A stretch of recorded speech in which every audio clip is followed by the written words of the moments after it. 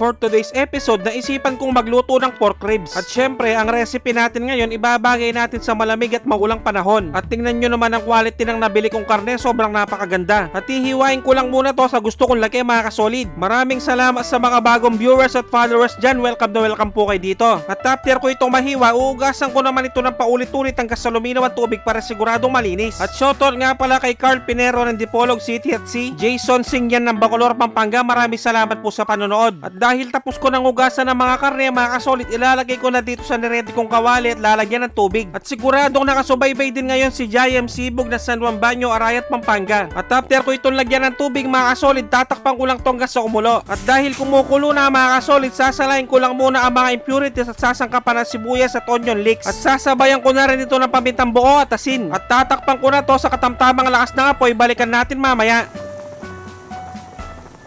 At pagkalipas ang nasa 1 oras na pagpapakulo, check natin mga kasolid. Ayan, pwede na to, sobrang napakalambot na. Sinunod ko nang ilagay ang mga sweet corn at ang mga patatas. At tatakpan ko lang to hanggang sa lumambot ang patatas.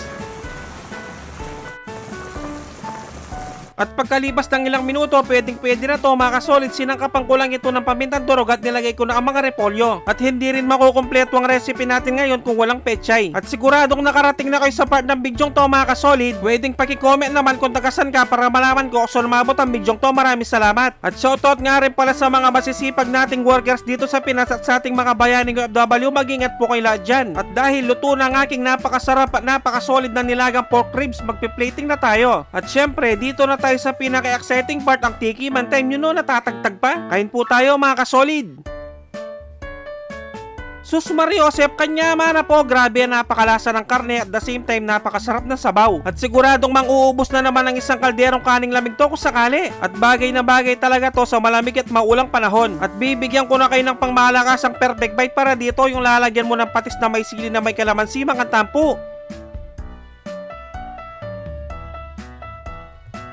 Taksya po, nakalasa ng kalasa. At kung tiyempong hating gabi nyo naman napanood to mga kasolid, mag-automatic pansit kanto na lang kayo mga bossing. Dapat yung spicy ha. Shoutout nga pala kay Dexter Pangilinan ng Angeles City, Pampanga. Maraming salamat po sa panonood. At pag ganito talagang kinakain ko mga kasolid, hindi ko talaga mapigilan sumubo, lalo na yung masabaw. At syempre, itatry din natin yung napakasarap na repolyo. At siguradong lulutuin din ito ni Melody Sabat, Manalansan ng Dinalupihan, Bataan. At ipapakita ko sa inyo gaano kalambot yun no. At bagay na bagay to sa patis na may sili na may kalamansi. At pwedeng pakirate naman 1 to 10 ng recipe natin ngayon mga solid. Maraming salamat. At shoutout nga rin pala sa mga solid natin viewers sa Bataan at sa Tarlac City. Maraming salamat po sa suporta. Siguradong mapaparami na naman ang kain ko dito mga solid, kaya magja-jogging ako pagkatapos. At itatry din natin ang petsa. Yun no, napakasarap din ng gulay mga solid. Siguro hanggang dito na lang muna ang episode na to. Sa off-cam ko na lang itutuloy to. Maraming salamat sa mga walang sawang sumusuporta at sumusubaybay sa aking mga video. At sa mga walang sawang nagsishare, maraming salamat, napakasolid nyo, sobrang na-appreciate namin kayong lahat. Magkita-kita ulit tayo next episode. Magluto na kayo ng napakasarap at napakasolid na nilagang pork ribs. Maraming salamat sa panonood, mag-ingat ang lahat, napakasarap na sabaw, basta Kapampangan, manyaman!